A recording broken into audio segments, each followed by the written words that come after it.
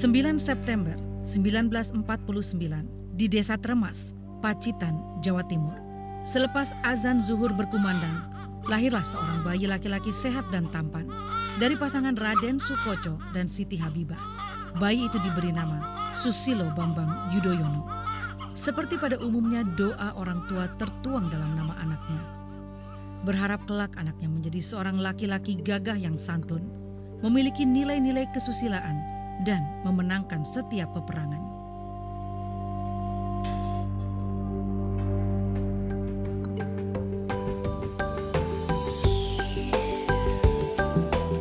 Susilo Bambang Yudhoyono atau Sus, panggilan kedua orang tuanya, selalu dididik dalam kedisiplinan, kerja keras dengan tetap mengutamakan keimanan dan ketakwaan.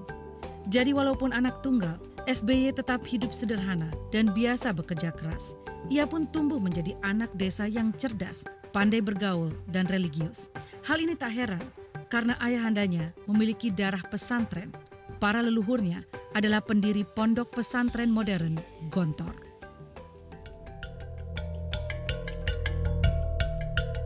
SBY kecil pindah dari Tremas ke Ploso dan tinggal bersama Pak D-nya, Sastro Suyitno, seorang lurah desa Ploso. Ayahandanya mengharapkan agar SBY mendapat pendidikan yang lebih baik dan menuntut ilmu di Sekolah Rakyat Gajah Mada, sekarang bernama SD Negeri Baleharjo di Desa Purwosari. Prestasi SBY sangat menonjol. Ia mudah menyerap semua mata pelajaran. SBY gemar membaca kisah pewayangan dan juga suka menulis. Karya-karya puisi dan cerpennya bahkan sempat dikirim ke majalah anak-anak pada masa itu, majalah Si Kuncung dan Kemuning.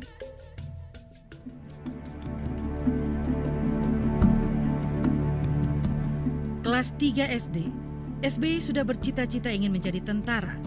Ia kagum dengan sosok tentara saat melihat mereka latihan perang di desanya. Tekadnya semakin kuat ketika suatu kali diajak ayahandanya jalan-jalan ke Akademi Militer Nasional AMN, yang kemudian namanya berubah menjadi Akabri. Kelak, aku akan seperti para taruna yang gagah itu, janji SBY kecil dalam hatinya. Setelah tamat di sekolah rakyat, SBY melanjutkan ke SMP Negeri Pacitan, sekolah idola bagi anak-anak Pacitan kala itu. Memasuki masa remaja, ia tetap melanjutkan hobi menulisnya. Bahkan aktif mengelola majalah dinding sekolah yang ia gagas. Selain itu, SBY juga senang dengan berolahraga dan berkesenian. SBY adalah spiker andal di tim voli sekolah yang disegani lawan-lawannya. Kesukaannya menyanyi dan mencipta lagu sudah muncul sejak duduk di bangku SMP.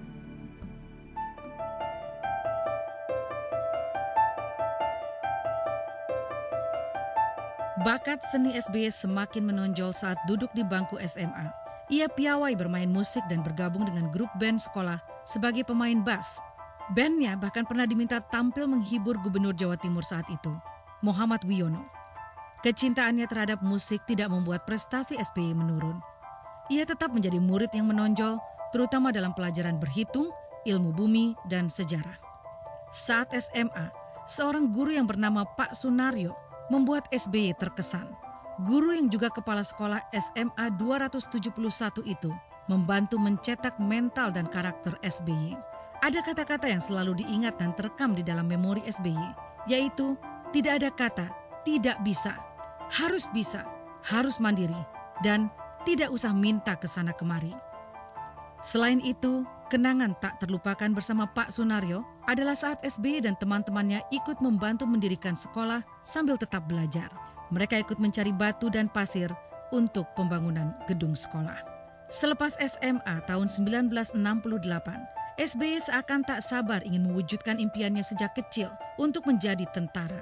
Ia mencoba mendaftar ke Akabri, tetapi karena kesalahan informasi pendaftaran, SBY terlambat mendaftar.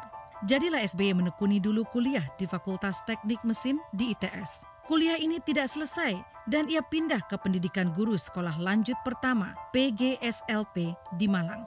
Selama bersekolah di PGSLP inilah SBY mematangkan rencananya kembali untuk masuk ke Akabri.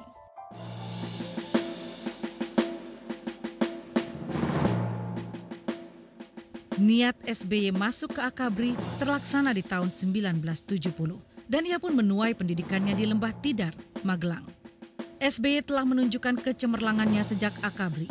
Saat lulus dan dilantik menjadi Letnan II pada bulan Desember 1973, ia mendapatkan anugerah Adi Makayasa yang setara dengan Summa Cum Laude, sebuah penghargaan tertinggi bagi siswa Akabri.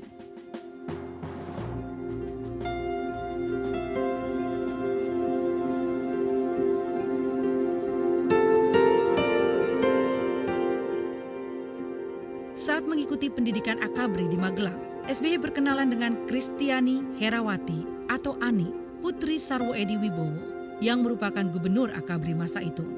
Perkenalan SBY dengan gadis manis yang kemudian mengisi relung hatinya terjadi saat ia datang untuk menemui pimpinannya yang tak lain adalah ayahanda dari Ani. Kebetulan mahasiswi kedokteran UKI Jakarta ini sedang berlibur di Magelang.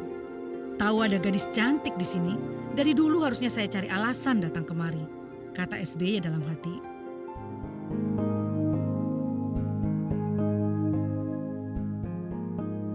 Mereka pun saling jatuh cinta pada pandangan pertama.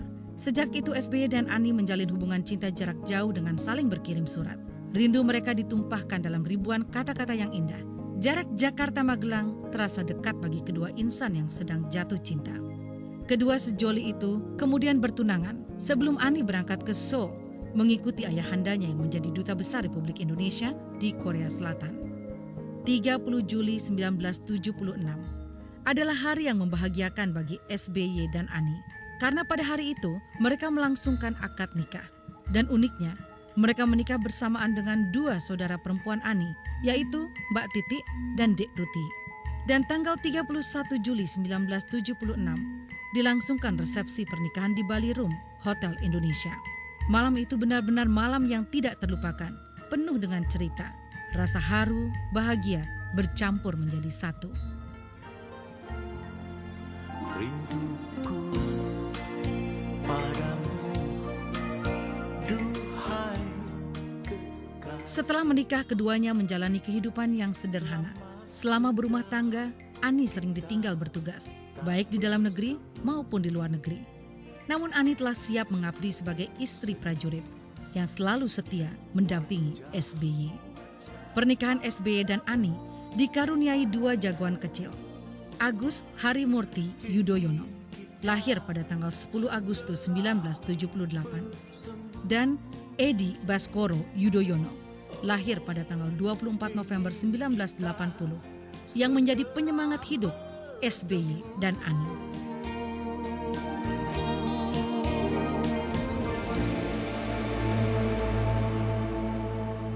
Saat SBY lulus dengan predikat terbaik dari Akabri, maka ia memulai karier kemiliterannya dan terus mengabdi sebagai perwira TNI sepanjang 27 tahun.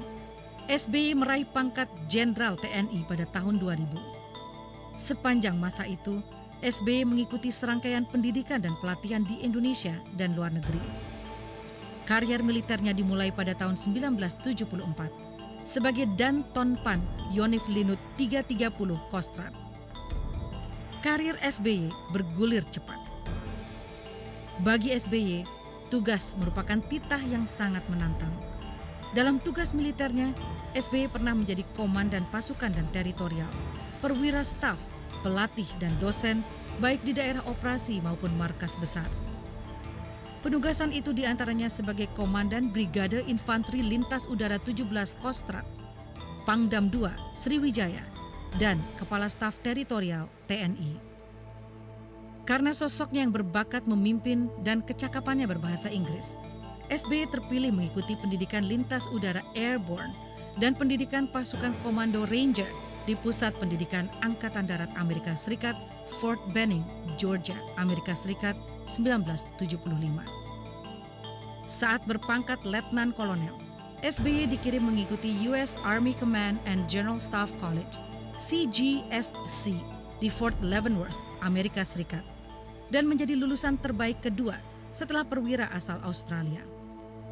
Kemudian ia juga berhasil menyelesaikan jenjang S2 di Universitas Webster di St. Louis, Amerika Serikat, 1991. Pengalaman yang berharga bagi SBY, yaitu saat dia dipercaya menjadi Chief Military Observer UN Peacekeeping Force di Bosnia Herzegovina, 1995. sekaligus sebagai Indonesian Contingent Commander. Di sana, ia berkesempatan menjalin hubungan pribadi yang cukup baik dengan Kofi Annan yang menjabat sebagai Head of Mission Bosnia. Beberapa tahun kemudian Kofi Annan terpilih menjadi Sekjen PBB dan persahabatan SBY dengan beliau menjadi sangat bermakna bagi bangsa dan negara Indonesia. Karier militer SBY terhenti ketika harus memutuskan pensiun dini dari militer dan menerima jabatan sebagai Menteri Pertambangan dan Energi pada pemerintahan Presiden Kiai Haji Abdurrahman Wahid atau Gus Dur di tahun 1999. Keputusan yang sangat berat dan jangan ditanya seberapa besar rasa cinta SBY pada dunia militer. Dunia itu adalah nafas kehidupan bagi SBY yang menyatu dengan hasrat dan prestasi. Bulan Agustus tahun 2000, terjadilah perubahan kabinet. SBY ditempatkan menjadi Menteri Koordinator Politik, Sosial, dan Keamanan, Menko Polsoskam. Setahun kemudian SBY diberhentikan sebagai Menko Polsoskam. Diberhentikannya SBY dari jabatan menteri merupakan sebuah pembelajaran politik yang harus ditelan SBY.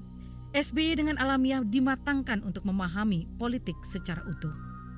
Pada pemerintahan Presiden Megawati Soekarno Putri, SBY kembali dilantik menjadi Menteri Politik dan Keamanan dalam Kabinet Gotong Royong. Pada saat bertugas sebagai Menko Polkam inilah, SBY dikenal luas di dunia internasional karena memimpin upaya-upaya Indonesia memerangi terorisme. SBY kemudian mengundurkan diri pada 11 Maret 2004. Pembelajaran dan pengalaman politik serta kesadaran bahwa rakyat memerlukan wajah demokrasi yang lebih sehat membuat SBY tidak ragu untuk mendirikan sebuah partai. Semangat ini terbangun secara alamiah dan penuh pertimbangan. Tanggal 9 September 2001, Partai Demokrat resmi berdiri. 2004 adalah tahun bersejarah bagi SBY dan keluarga. SBY yang sudah begitu mantap dengan nilai-nilai dalam Partai Demokrat mengajukan diri menjadi calon presiden untuk pemilu 2004.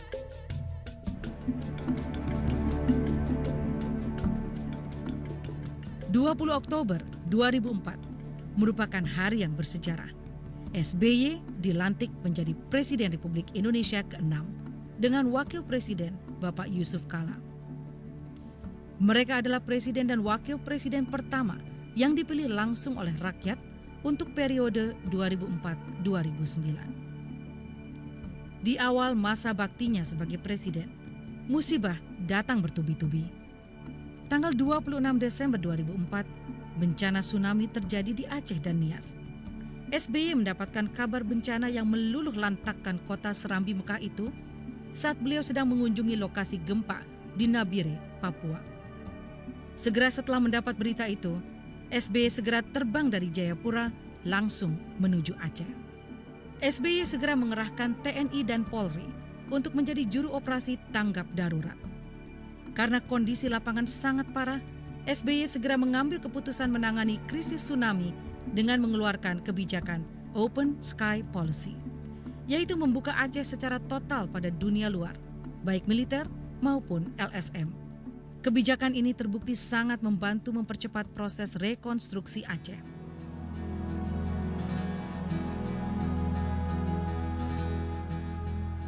Kemampuan think out of the box membuat SBY berani mengambil risiko dan mempertaruhkan kredibilitasnya untuk melakukan kesepakatan damai Republik Indonesia dengan GAM.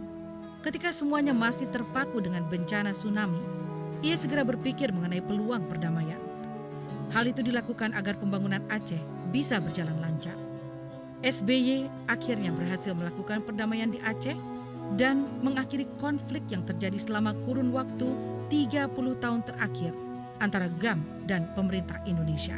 Selama ini, belum ada satu presiden pun yang mampu menanganinya.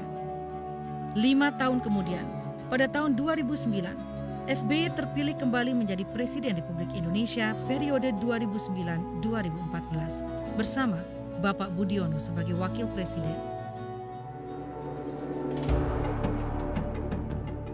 Sejak Indonesia dipimpin SBY dan menjalankan politik internasionalnya secara aktif, kredibilitas Indonesia diakui oleh negara-negara lain dan semakin berperan dalam hubungan internasional, baik dalam mengatasi krisis ekonomi global, menjadi anggota G8+ dan G20, berperan di berbagai organisasi multilateral dan regional seperti PBB, ASEAN, dan East Asia Summit, APEC, OKI, dan D8. Bahkan Indonesia menjadi ketua yang mengarahkan visi baru untuk ASEAN dan East Asia Summit di 2011 dan APEC Economic Leaders Meeting 2013. Di samping itu, Indonesia semakin aktif dalam menjaga ketertiban dan perdamaian dunia, serta kerjasama mengatasi perubahan iklim, climate change. Sebagai seorang negarawan dan pemimpin, SBY sangat dihormati dan antara lain diminta menjadi co-chair High Level Panel of Eminent Persons untuk agenda pembangunan berkelanjutan pasca 2015 untuk PBB. Intelektual dan kepiawaian SBY membuat beliau mendapat undangan untuk menjadi pembicara seperti di Harvard University 2009 dan membuat beberapa institusi memberikannya gelar Doktor Honoris Causa, antara lain dari Universitas Webster, Inggris 2005, Universitas Thammasat, Thailand 2005, Universitas Andalas, Indonesia 2006, Universitas Keio, Jepang 2006, Universitas Tsinghua, China 2012, Universitas Utara, Malaysia 2012, dan Universitas Teknologi Nanyang, Singapura 2005. Pada tahun 2014, beliau memperoleh gelar Profesor berdasarkan kemampuannya mengelola ketahanan nasional dari Universitas Pertahanan Nasional. Banyak penghargaan yang dianugerahkan kepada SBY, antara lain tahun 2010, The Gold Standard Award, penghargaan Global Home Tree Award, dan the United Nations Environment Program UNEP Award. Tahun 2011, PBB menyebutnya sebagai tokoh yang berhasil mengurangi risiko bencana. Tahun 2013, SBY menerima penghargaan World Statesman Award, Environment Leadership Award dari WWF dan WRI, dan the 21st Century Economic Achievement Award dari US ASEAN Business Council. Tahun 2014, selain penghargaan the Global Statesmanship Award, juga dianugerahkan the Order of Temasek First Class dari pemerintah Singapura. Atas jasa-jasanya yang melebihi panggilan tugas, SBY menerima bintang jasa tertinggi di Indonesia, Bintang Republik Indonesia Adi Purna. Perlahan sang surya mulai tenggelam. Di akhir senja. SBY adalah seorang penggemar baca dengan koleksi puluhan ribu buku dan telah menulis sejumlah buku dan artikel seperti Coping with the Crisis, Securing the Reform, 1999, Revitalization of the Indonesian Economy, Business, Politics, and Good Governance, 2002, The Making of a Hero, 2005, Peace Deal with Aceh is Just a Beginning, 2005, Transforming Indonesia, Selected International Speech, 2005, Selalu Ada Pilihan, 2014.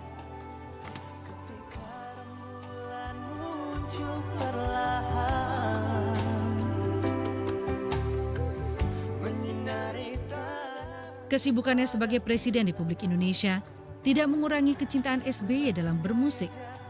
Selama menjabat sebagai kepala negara, ia telah mengeluarkan beberapa album, di antaranya Rinduku Padamu 2007, album instrumental Evolusi 2009, Ku Yakin Sampai di Sana 2010, Harmoni Alam, Cinta dan Kedamaian 2011, dan album kompilasi 2014.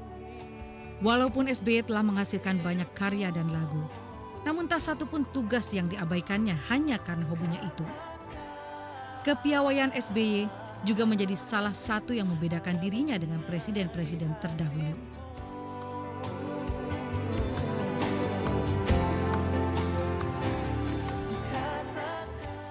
SBY juga piawai menulis puisi. Ia sempat mengungkapkan rasa sayangnya kepada Ani di hari ulang tahunnya yang ke-61, 6 Juli 2013, lewat puisi berjudul Bunga Teratai. Saat menjadi calon presiden 2009, SBY juga membacakan sebuah puisi dalam acara dialog antara pasangan peserta Pilpres 2009 dengan budayawan bertajuk Presiden dan Kebudayaan. Puisi hasil karya SBY dikumpulkan dalam bentuk buku yang berjudul Membasuh Hati di Taman Kehidupan.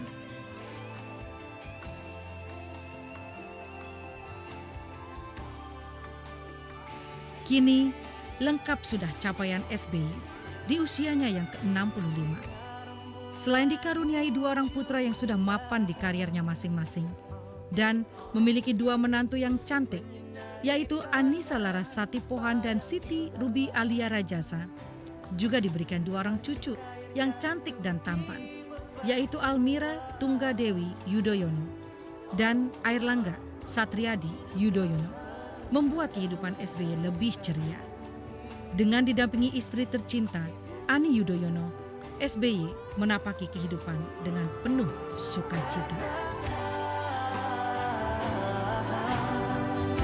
Ada bunga di hatimu, bunga di hatimu.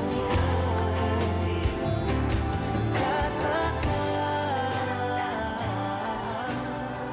Jutaan terima kasih wahai SBY-ku yang telah mengawal negeriku selama 10 tahun, yang telah mengangkat derajat dan martabatku di persada dunia.